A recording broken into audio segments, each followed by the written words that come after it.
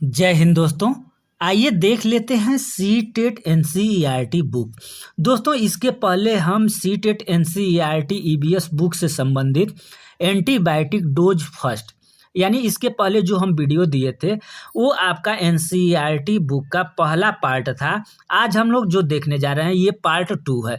दोस्तों पार्ट 1 के अंतर्गत विभिन्न महत्वपूर्ण N C E R T के अंतर्गत जो भी प्रश्न जो सी टेट में आने वाले थे उनको पूर्ण रूप से विश्लेषित करके हम लोगों ने देखा। तो दोस्तों आइए एनसीईआरटी बुक पर ही आधारित पार्ट 2 देखते हैं। इसके बाद हम नेक्स्ट जो लाएंगे वो पार्ट 3 होगा और एनसीईआरटी जो पर्यावरण का बुक होगा ये आपका पार्ट 3 में समाप्त हो जाएगा।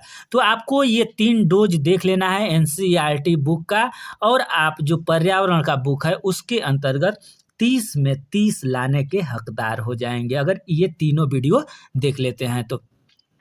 दोस्तों आइए देख लेते हैं 61 नंबर का क्वेश्चन है। इसके पहले हम लोगों ने 60 क्वेश्चन देखे थे।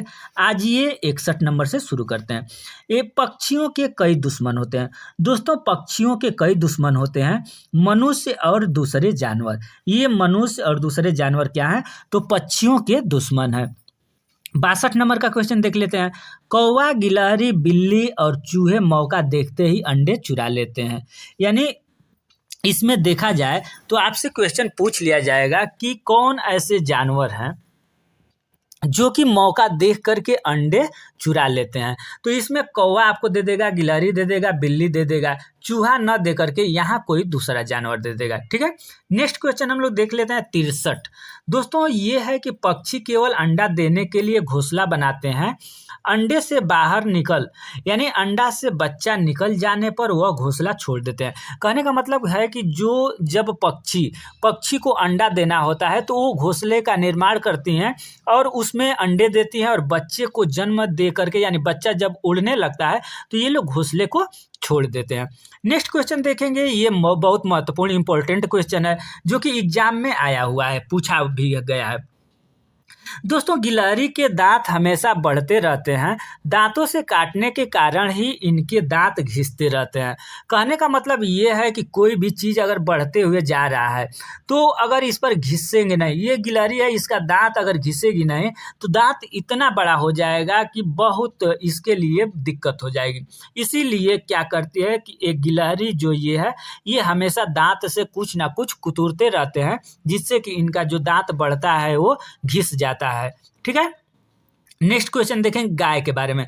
तो दोस्तों गाय के बारे में जो क्वेश्चन पूछा गया है एनसीईआरटी के बुक में जो लाइन है उसमें यह है कि गाय के आगे के दांत छोटे होते हैं पत्ता काटने के लिए, घास चरने के लिए, लेकिन अगर चबाने के लिए देखा जाए तो पीछे के दांत चपटे और बड़े होते हैं। ठीक है, 66 नंबर का क्वेश्चन होगा दोस्तों, बिल्ली के दांत नुकीले होते हैं जो मांस फाड़ने काटने के काम आते हैं। ठीक है, 67 नंबर का क्वेश्चन है, सांप के दांत नुकीले होते हैं किंतु अपना शिकार पूरा निगल कर खाता है। आप लोग गांव में देखे होंगे या कहीं भी शहर में भी होंगे तो शहर में भी देखे होंगे, तो जो सांप होता है उसके दांत तो होते हैं लेकिन ये क्या करता है कि जैसे चूहा हो गया, मेढक हो गया या इत्यादि विभिन्न प्रकार के कोई भी जानवर उस तरीके से होते हैं तो इसको सांप निगल करके खाता है, कूच करके या चबा करके नहीं खाता है।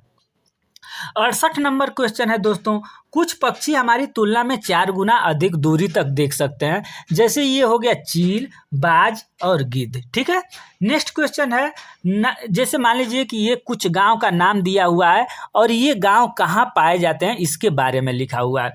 तो दोस्तों नल्ला मड़ा आंध्र प्रदेश में है, बाजार गांव महाराष्ट्र में है, कारपोरेट मुंबई में है, कफ परेड मुंबई में है, होलगुंडी गांव कर्नाटक में है। दोस्तों होलगुंडी जो आप सामने यहाँ देख रहे हैं ना, होलगुंडी गांव, ये एक बहुत महत्वपूर्ण है। क्यों महत्वपूर्ण है? तो ये होलगुंडी गांव कर्नाटक में पड़ता है और होलगुंडी में सूखा पड़ा था। एक समय की बात है जब होलगुंडी में क्या पड़ा था, सूखा पड़ा था, तो वहाँ के गांव के लोग बड़े के साथ यानी बड़े लोगों के साथ कुछ बच्चे भी एक पंचायत रखी गई। जब वहाँ सूखा पड़ गया तो एक पंचायत रखी गई, सूखा क्यों पड़ा, किस उसके कारण जानने के लिए।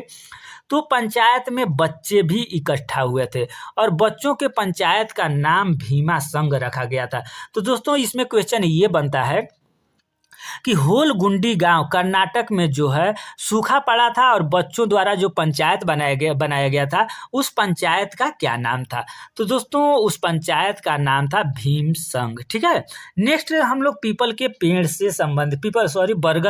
से संबंधित एक क्वेश्चन है, इसको भी देख लेते हैं।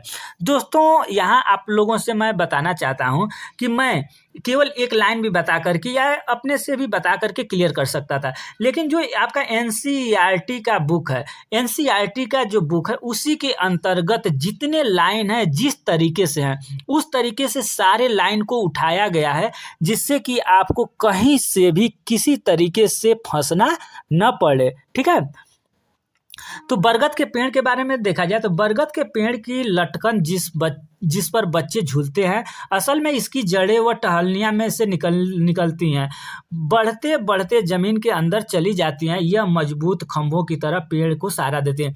यानी जो ये आप देख रहे हैं, जो ये लकीर जो पेड़ के अपना सूर यानी जड़ है, इसको अगर पूछ दे कि जो बरगद का पेड़ होता है उससे निकलने वाले सूर जो लटकता है और वो तना के रूप में निर्माण ले लेता है, तो वो जड़ है या तना। तो यहाँ लिखा है कि असल में इसकी जड़ें, तो ये भी इसकी जड़ें हैं। ठीक है, अब नेक्स्ट क्वेश्चन देख लेते हैं दोस्तों।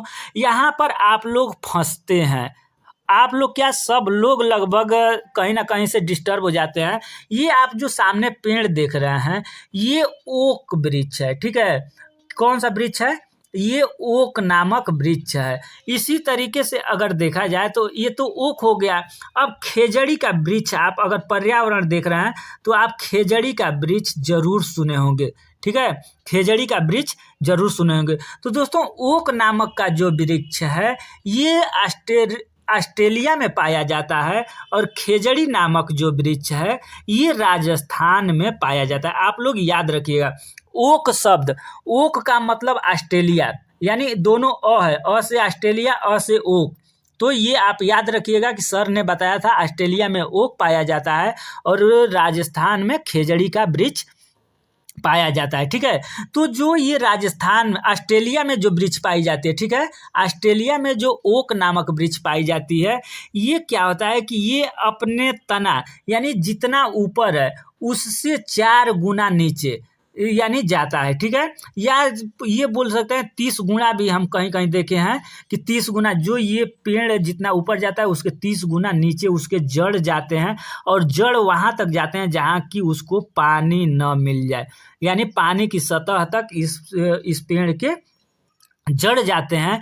और यहाँ पर इसके बारे में और हम बताना चाहें तो ये ऑस्ट्रेलिया के लोग जब पानी की कमी हो जाती है तो इसके तने में क्या करते हैं कि पतला पाइप डाल करके पानी निकाल लेते हैं। ठीक है, नेक्स्ट क्वेश्चन देख लेते हैं दोस्तों। 72 नंबर, पानी को साफ करने का सबसे अच्छा तरीका पानी को उबालना है। ठीक है, 73 नंबर क्वेश्चन है, प्याज की फसल कर्नाटक में जुलाई में उगाने की तैयारी की जाती है। यानी प्याज, दोस्तों प्याज को अगर उगाने की तैयारी इस तरीके पूछ सकता है तो ये जुलाई माह में तैयारी कर ली जाती है। और यहाँ पर इलीगे प्याज को पौधे से काटने का एक औजार है। यानी जो प्याज होता है दोस्तों, जो आपका ये प्याज हो गया, ठीक है, ये प्याज हो गया, ये डाटी जो होती है, ठीक है, ये इस तरीके पौधा जो होता है तो यहाँ से हम लोग काट देते हैं। तो इसको काटने के लिए जो औजार होता है उसे इलीगे कहते हैं। ठीक है, उसे क्या बोलते हैं, उसे इलीगे बोलते हैं। अब नेक्स्ट क्वेश्चन है दोस्तों, पेट्रोलियम बदबूदार गाढ़ा तथा गहरे रंग का तेल है। यह पृथ्वी की गहराई में चट्टानों के नीचे लवण जल के सतह पर तैरता है। दोस्तों इससे संबंधित एक क्वेश्चन आया था, आपको हम बताने का प्रयास करेंगे कि जैसे मान लीजिए कि पेट्रोलियम था, ठीक है, पेट्रोलियम, उसके बाद से इस यहाँ ग्रीस था, उसके बाद मोम था। ठीक है, मोम था, इसी में कोयला था। दोस्तों उसी में क्या था, कोयला भी था।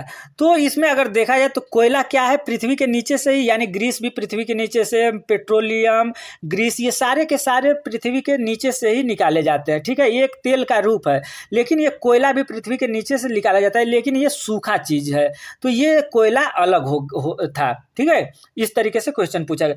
अब 76 नंबर का क्वेश्चन है कि प्राथमिक स्तर पर बच्चों को आकलन करने का सर्वश्रेष्ठ तरीका क्या है, तो वो पोर्टफोलियो है, ठीक है। ये आप लोगों ने बीएड में पढ़ा होगा। अब देखिए, बिहू त्यौहार असम में मनाया जाता है, ये महत्वपूर्ण इंपॉर्टेंट है, इसको आप लोग ध्यान रखिएगा। बिहू त्यौहार असम में मनाया जाता है, उरका बिहू से पहले की शाम को कहते हैं। दोस्तों, जैसे हम लोग होली के पहले एक दिन होलिका दहन शाम को करते हैं ना, उसी तरीके से असम में जो बिहू त्यौहार मनाया जाता है, बिहू त्यौहार से पहले वाले जो शाम होता है उसको उरिका बोलते हैं, ठीक है। और इस त्यौहार में वो लोग करते क्या है, तो बोरा और चेवा चावल एक प्रकार है जो पकाने के बाद चिपचिपी हो जाते हैं, इसे असम में खाए जाते हैं। बिहू का त्यौहार चावल की नई फसल कटने पर मनाया जाता है, यानी जो चावल का फसल, धान की जब कटिंग शुरू होती है उसी समय ये आपका बिहू का त्यौहार मनाया जाता है। नेक्स्ट क्वेश्चन है दोस्तों, चेवा चावल पकाने के तरीका, यानी आपसे हो सकता है कि पूछ दे कि जो बिहू में, जो आपका असम में बिहू त्यौहार मनाया जाता है और जो चेवा चावल पकाया जाता है, उसको चावल को पकाने का तरीका क्या है। तो दोस्तों, पहले क्या होता है कि कढ़ाई को आग पर रख कर उसमें पानी उबाल लेंगे, फिर उस पर रखेंगे भीगी चावलों से भरी हुई कढ़ाई, ठीक है।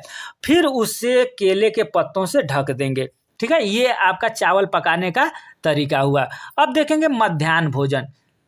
दोस्तों, मध्याह्न भोजन की शुरुआत कब से हुई थी, तो मध्याह्न भोजन योजना 15 अगस्त 1995 से राष्ट्रीय पौष्टिक सहायता के रूप में शुरुआत की गई।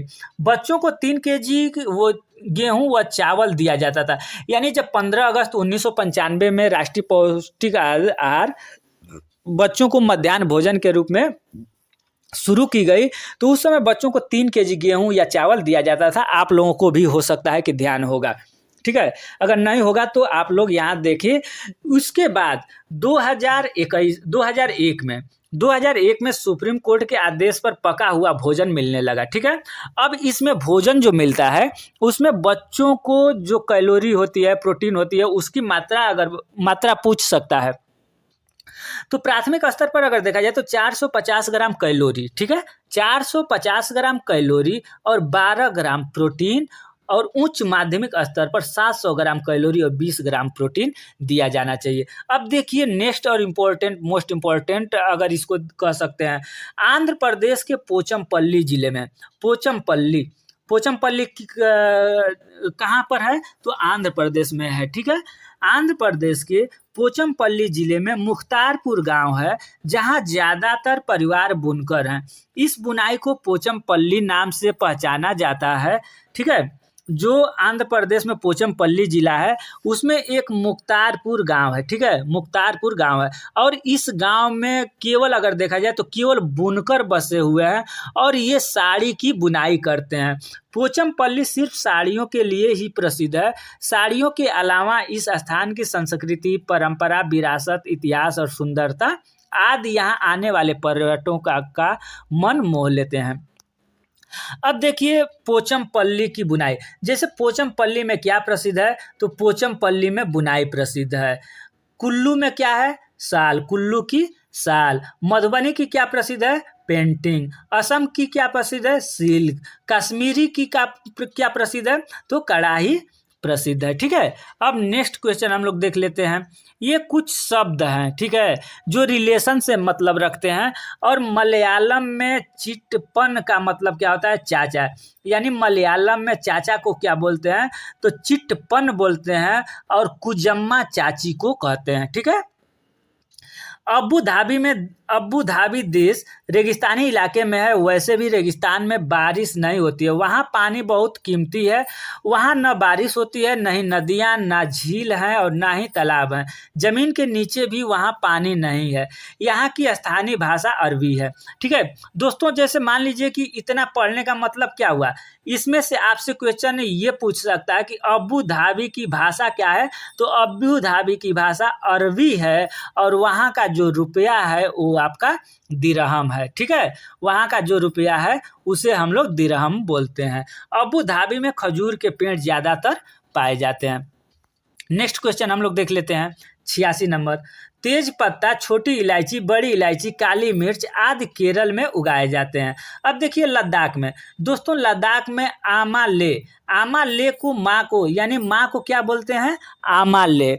उसके बाद पिता को क्या बोलते हैं दोस्तों, तो आवा ले, और दादाजी को क्या बोलते हैं, तो मे ले बोलते हैं। ठीक है, ये लद्दाख की भाषा है। ठीक है, नेक्स्ट हम लोग देख लेते हैं दोस्तों। अगर आप लोग सोचेंगे कि ये लद्दाख, तो ये सी टेट है, ये सी टेट है तो 29 जो 28 राज्य हैं, पूरे राज्य को देख करके ये सब कुछ उसमें रहता है। अब 88 नंबर का जो क्वेश्चन है, तो उसमें है कि जानवरों में भी देखने, सुनने की और महसूस करने की शक्ति होती है। ठीक है, इसके बाद नेक्स्ट क्वेश्चन 89 नंबर देख लेते हैं दोस्तों।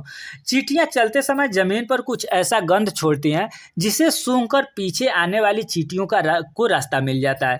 90 नंबर का क्वेश्चन है, रेशम की कीड़ा। दोस्तों रेशम का कीड़ा अपने मादा को उसकी गंध से कई किलोमीटर दूर से ही पहचान जाते हैं। यानी जो रेशम का कीड़ा होता है, रेशमी कीड़ा जो रेशम हमें देते हैं कपड़ा बनाने के लिए, ये लोग अपनी मादा को उसके गंध से कई किलोमीटर दूर है तभी भी पहचान जाते हैं। बताइए कितना इन लोगों की गंध की शक्ति मजबूत है।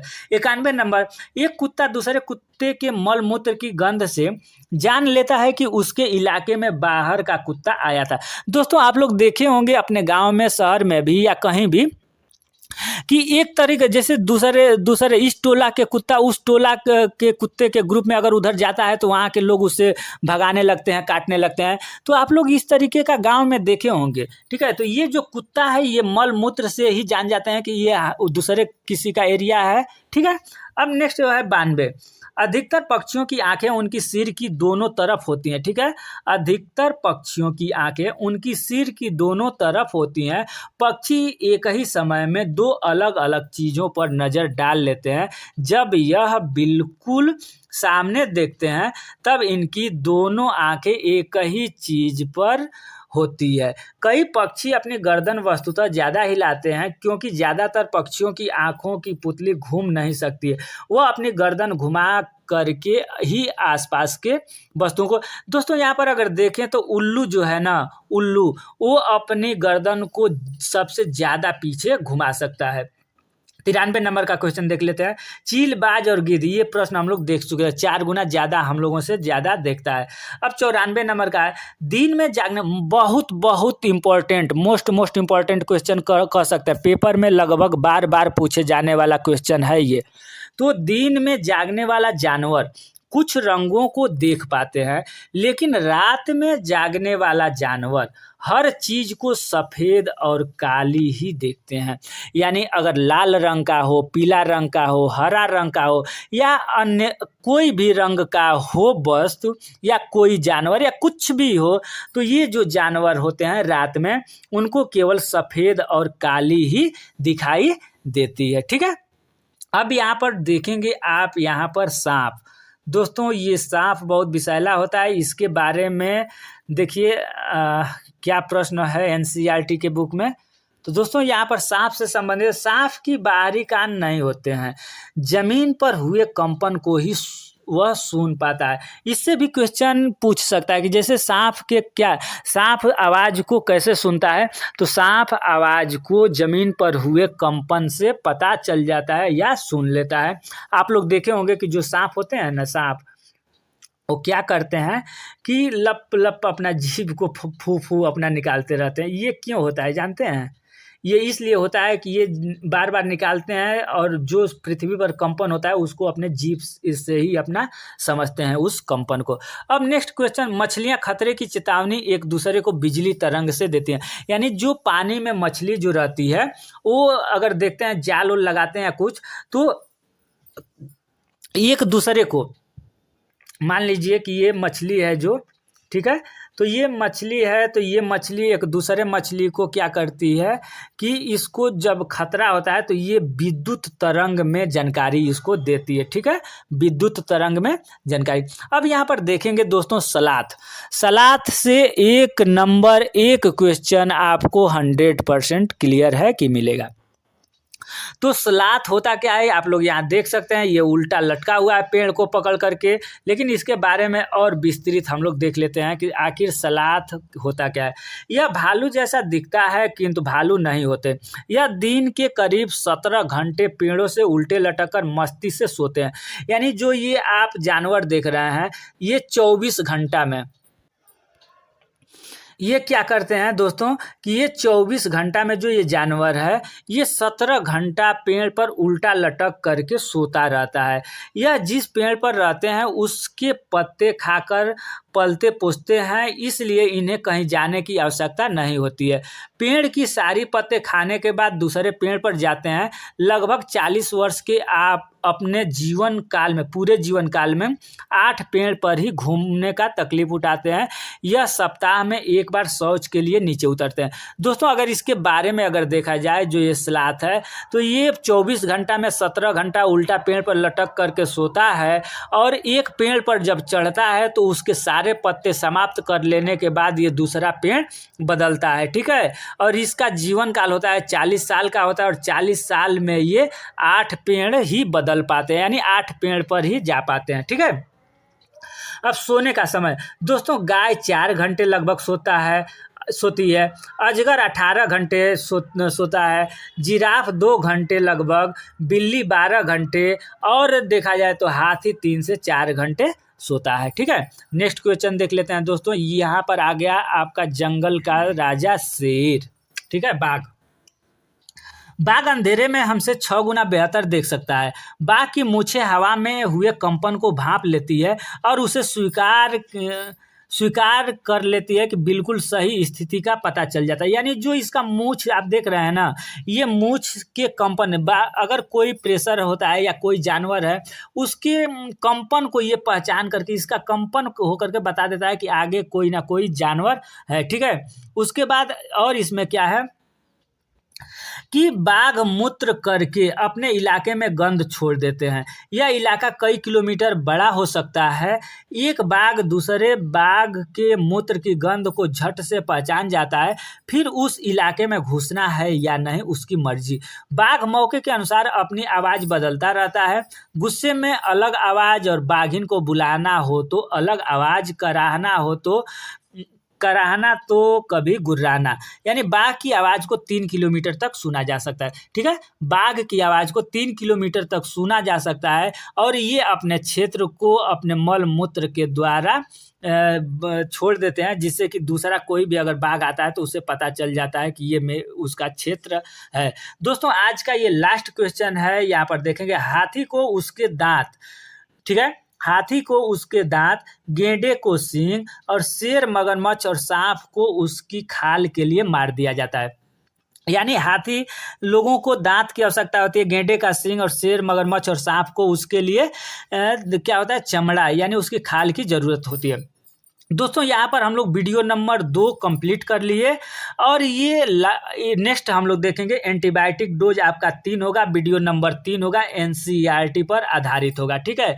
उसमें हम लोग देखेंगे क्लास 5 के 1 से 21 अध्याय तक के सारे प्रश्न हम लोग देखेंगे। तो दोस्तों इस चैनल पर अगर आप नए हैं तो चैनल को सब्सक्राइब कर लेंगे, और जो भी पुराने और नए हैं चाहे एक बार इस वीडियो को लाइक ज़रूर कर देंगे, शेयर कर देंगे। धन्यवाद।